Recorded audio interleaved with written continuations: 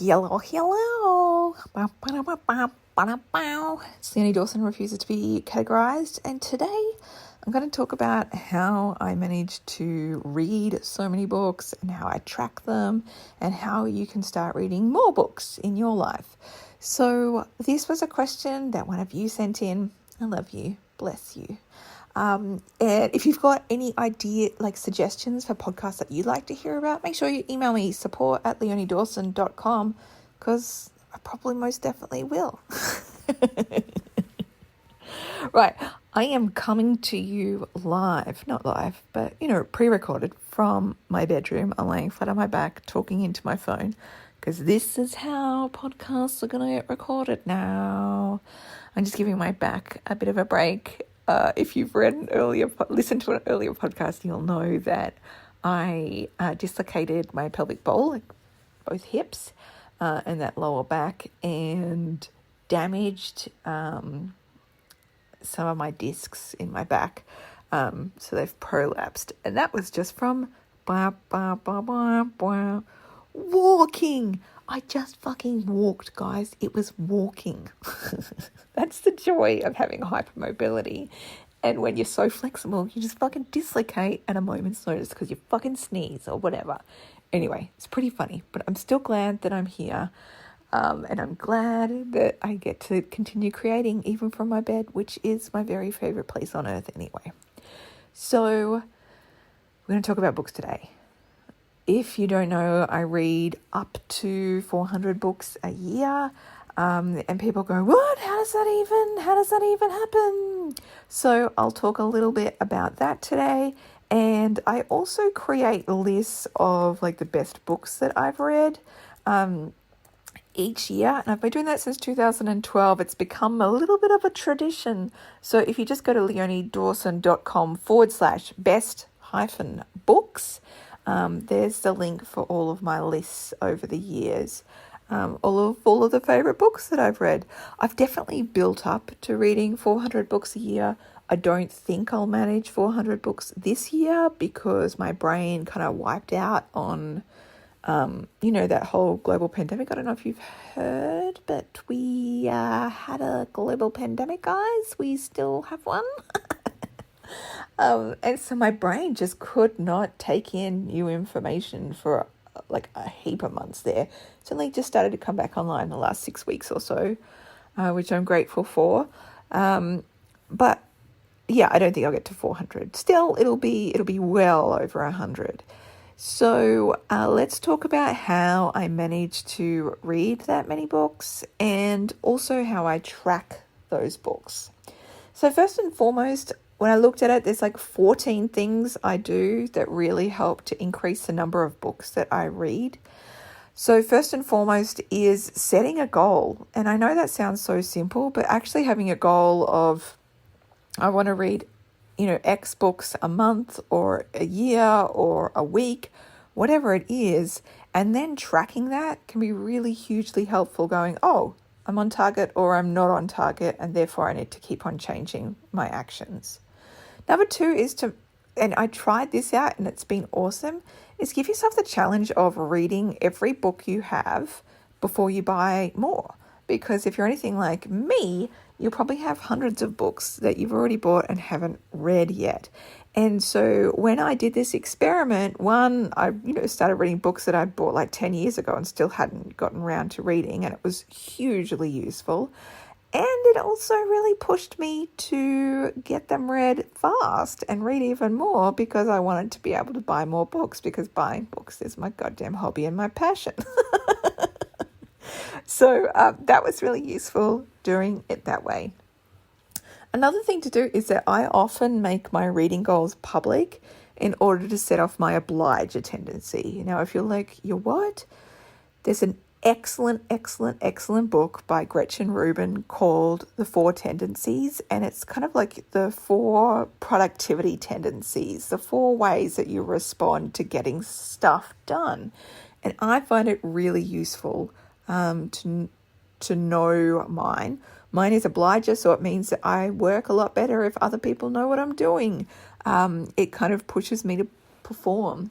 So I shared my reading goal. I also shared the whole list of books that I had on my shelves that I hadn't read yet. And even though like nobody was probably looking at it, it didn't matter. Just the very fact that it was public and live really pushed my buttons to just to keep on reading. Keep on reading. Number 4 is to make your phone and even your laptop into a dumb phone. It's to stop the endless scroll. So it's the endless scroll that really sucks up your reading time and, all your other time in life as well. And so what I mean by the endless scroll is like if you think about Instagram or Facebook or whatever, you can just keep TikTok, you can just keep on scrolling, keep on watching. And then like hours go by and you're like, oh, right. And there's like no actual satiation in that. There's no point where you actually feel content and full and be like, oh, that was great. I enjoyed that and I'll finish now. So for me, I don't actually keep social media apps on my phone because it's just so eminently scrollable. And I know you're saying to me, yeah, but Leonie, you post on social media.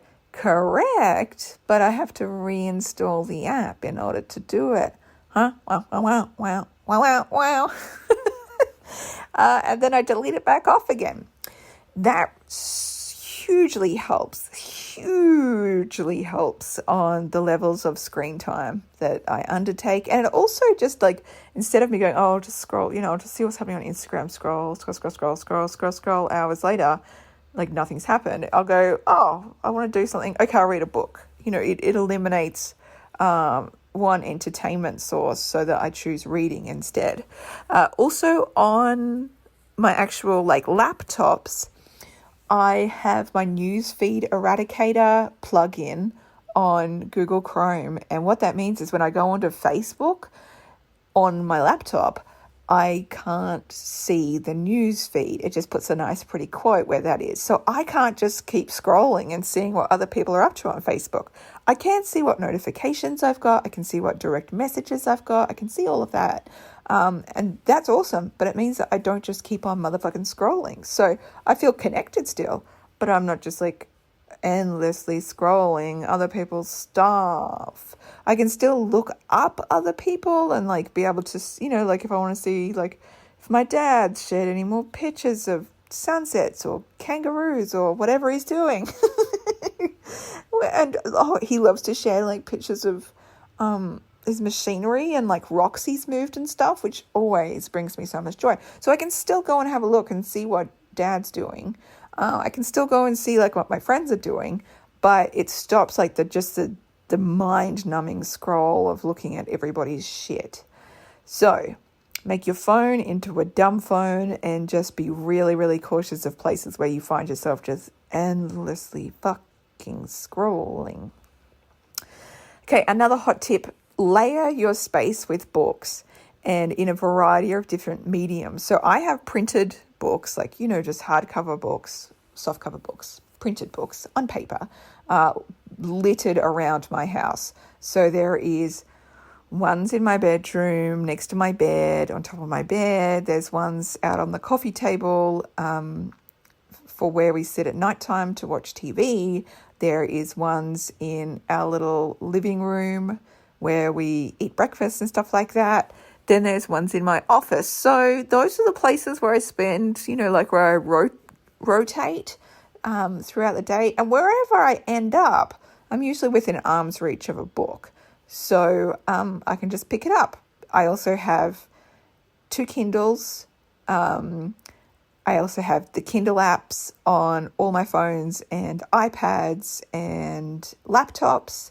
I don't tend to use it as much, but it's there if I'm stuck. And I also have Audible on my phone. So if I go for a car drive by myself, then I will listen to an audiobook instead. And I will even, and I like, anyway, it is what it is, but I will actually buy the same book on printed digital and Audible if I'm really into it. And it's like kind of like a long business book or whatever. I'll just like soak it up through all of the mediums. So I'll have it printed so I can go through with a highlighter. I can listen, like I can read on Kindle because that's what I usually use at nighttime. and I can listen to it on my phone. I will say as well is that I have a kind of a good book release scheme going, in that I have a box of books by my door, and as I finish books, I tend to just pop them straight in there, and I already have friends to give it to. I already have people in mind to give it to. I will also send them to clients as gifts. I will. I also, there's the charity stores near me love getting books. They're really popular. I know that even if I do buy a book, it's not just going to live in my house. I'll finish it at some point and then we'll pass it on to the next person. And that makes me feel great. Except there has been there's been 2 books that have pissed me off so much that I've just put them in the bin because they annoyed me too much. I just felt like they were too misogynistic. So you go in the bin if you're a misogynist. That's what happens to you. You don't get to go out in the world. I will say as well, the continuum concept, which is like this, it's a book about parenting, but I swear to God, that book just caused me to stress so much when I was a new mum, and so I definitely threw that in the bin.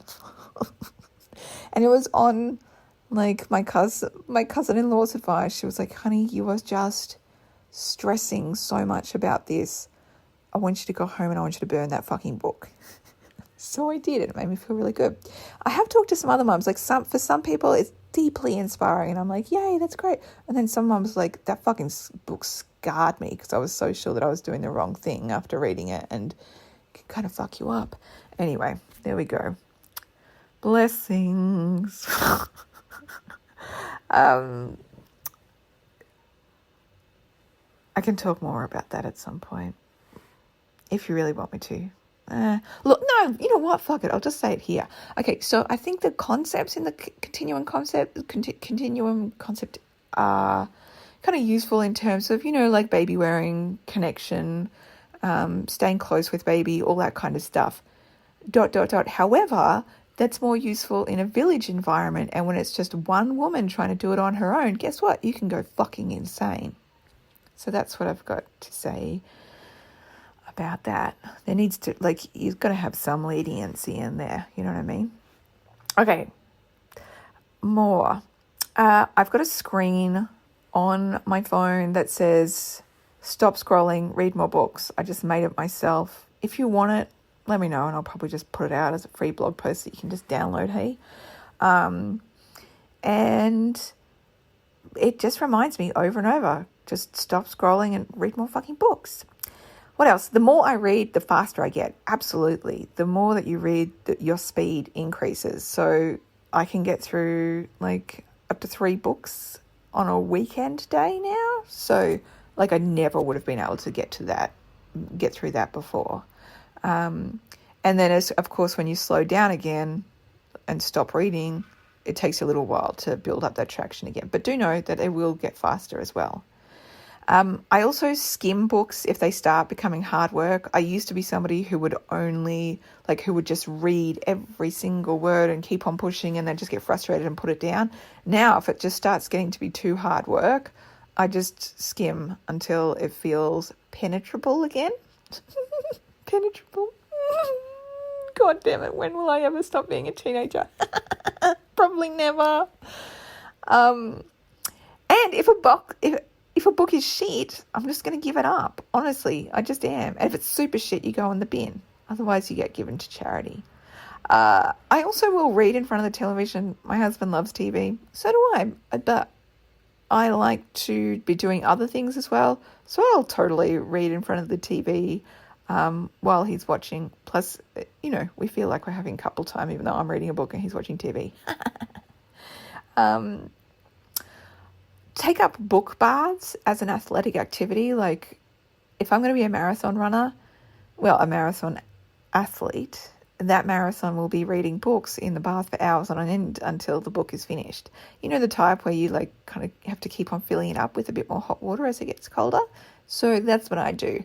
I try and have a bath every weekend, especially during winter, not during summer, get fucked. And read a book during it. It's fucking phenomenal. Second last tip is to read a variety of genres, because then you can switch up between them. I don't just read one book at a time. During the day, I tend to read more business books and non-fiction, and then at nighttime, as I'm chilling, at bedtime, when I'm in bed, I prefer to read fiction then. So that's what I do. And my last recommendation, and this really is a parenting hack, is put your kids to bed earlier. So my kids to go to bed very early. They go to bed at 6:30. They're 6 and they're 10.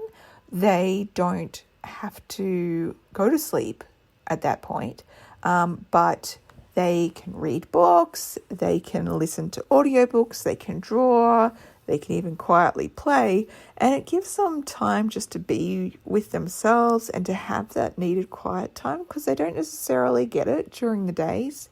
And here's the thing as well, is that children are missing more and more hours of sleep just in the space of one generation. They are supposed to get a huge amount of sleep. So I think we've made it really important that our kids have, quiet evenings and go to sleep earlier. And it means that our evenings are pretty fucking spectacular, because we get to have quiet time as parents and read books and, just do things. We go to bed about 9-ish, 9:30 or so. And so we get some quiet time, some downtime, and then read books and go to bed. It's pretty fucking idyllic all around for everyone involved. Right, my loves, I hope this has been helpful. Oh, I should say as well how I track my books. Okay, so for those who are interested in how I track what books I read, I use Goodreads, which is a free platform. I also keep a folder on my Kindle for what books I've read for what year. So I've got a folder called Read 2020.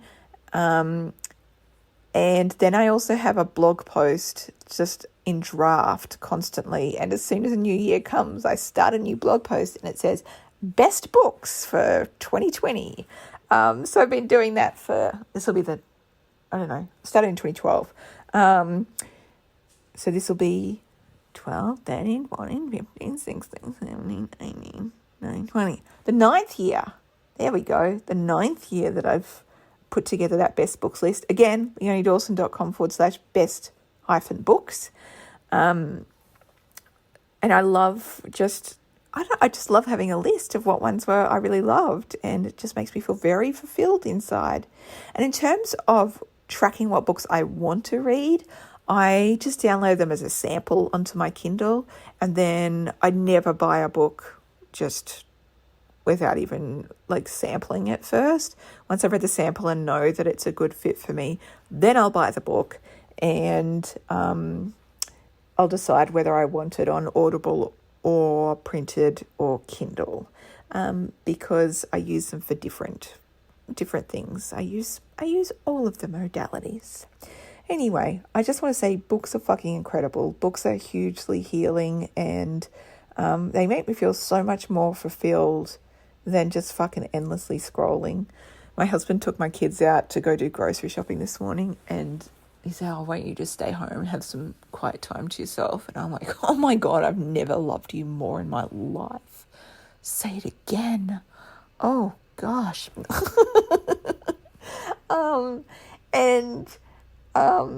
Anyway, as I was reading, I took my phone to bed and I was started to scroll, and I was like, this is not a satisfying way to spend my time.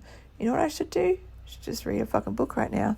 So that's what I did, and it was fucking glorious. And here's the thing, and if he'd come home and I just spent my time scrolling my phone, I wouldn't have felt fulfilled. Read a book, fucking felt fulfilled. Hey-o! So if you want to feel fulfilled and smarter and more content, read a book. If not, just keep on scrolling. I guess options up to you. All right, my loves. Go read a book.